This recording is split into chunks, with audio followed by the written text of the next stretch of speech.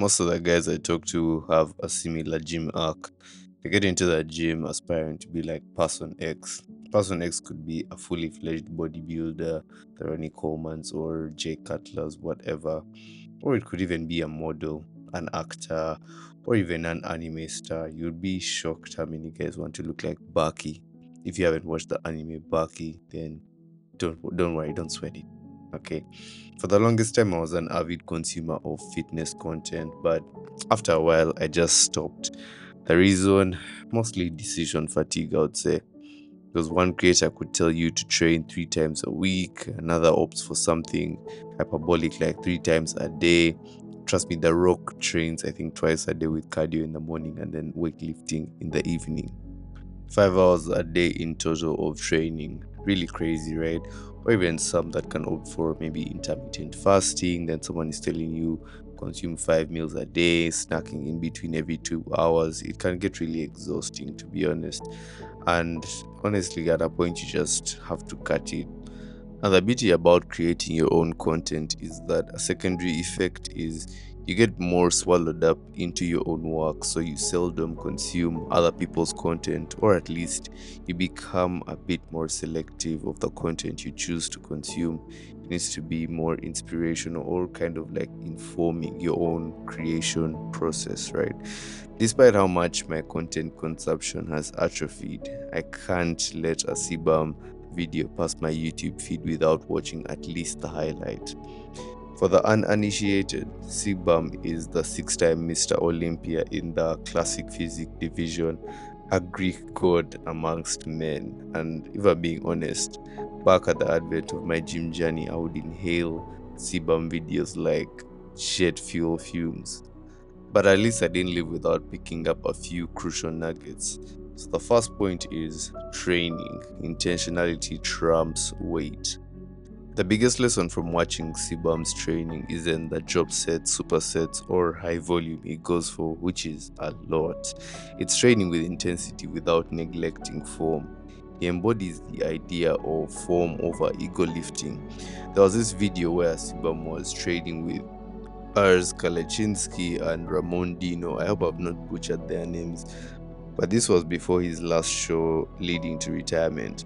While those other two were attempting some of the craziest, heaviest dumbbell presses, Sibam went for the weight which he could comfortably manage to get that kind of tension within the muscle and maintain his form.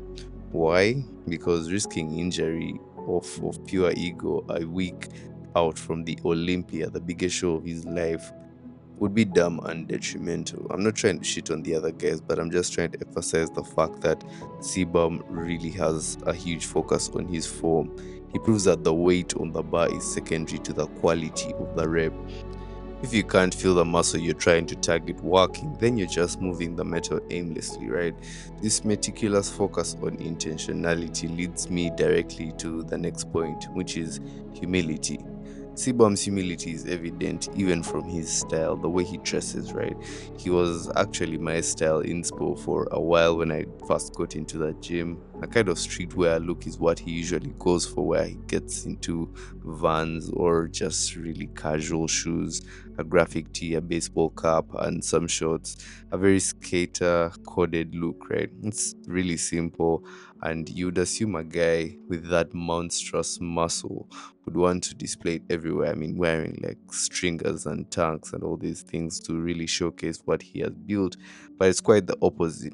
He keeps it fairly mild and non flamboyant, unlike some of the neon polyester gym clothes. Shout out to Nike. Not only his style, but his demeanor. Sibam has mentioned countless times how if it wasn't for him posting that video of him crying and being vulnerable on the internet about his medical condition, he might have never met his spouse Courtney. And before my brothers listening to this start baiting the internet with wailing videos in the hope of landing a mate, no, please stay locked in and tie your face. But rather, the lesson is that you can accumulate enough man points and it is still acceptable to feel vulnerable in certain situations. Your size and status does not set you apart from the next man, because remember that the same people you stepped on the way up are the same people you will find on the way down, so you just have to stay humble. I also love that CBum doesn't associate his personality solely with being a bodybuilder. I mean, he has multiple complementing traits. CBum, the bodybuilder, is a big macho dude, right? But he's also a serious business owner. He's the founder of Raw Nutrition as well as his own apparel line, I think still under the same umbrella of Raw. He's a present dad. That's something I really admire to his daughter, Bradley, at least from what we can collect from his highlight reels. He also has spoken about the accumulating of knowledge through books while on the Modern Wisdom podcast, and he is very articulate despite his lisp, which some people might be insecure about. But he kind of embraces that and uses it as an advantage in branding some of his products. I mean, there's a Savage pre workout to mean Savage for those who are not familiar with CBum's lisp. It's just nice to see that a man does not need to conform to one social trait and be this angry dude who just throws weights around for a living. You can be complex and you can be complete as well. Now, the last point is pressure is a privilege, which is one of CBum's mantras, right? It's an aphorism that has stuck with me so much that it forms the ethos of a brand I am building under the 1% standard. This is a mindset reframe, a way of dealing with stress and anxiety by pegging it to more positive thoughts. The core idea is that people expect highly of you, your friends, your family, your spouse, and this should drive you to uphold a standard they have set for you, nudging you to be a better person daily. The whole essence of Kaizen, 1% continuous improvements every day. This motto speaks to his discipline, his mindset, and how meticulous he is with his diet and training on and off season. He says that he tracks regardless of what kind of season he's in, and he has been doing that for 10 years. It shows why he could win consecutively for 6 times the Mr. Olympia.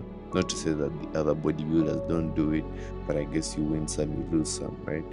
That kind of sustained performance isn't built on genetics. It's built on a flawless standard that turns pressure into the fuel that kind of drives you through all the pursuits you have set aside for the year, for the rest of your life as well. Pressure is a privilege and champions adjust. I don't have many role models, but CBum has been one of mine, though remotely. It is crazy how you never know who you are inspiring. What are the chances I happen to fall into that gym, then land on his videos and resonate greatly with his principles for so long that I want to transmit them to other people through the 1% standard? It's such a beautiful loop when I think about it, and that is it for me. Stay dangerous.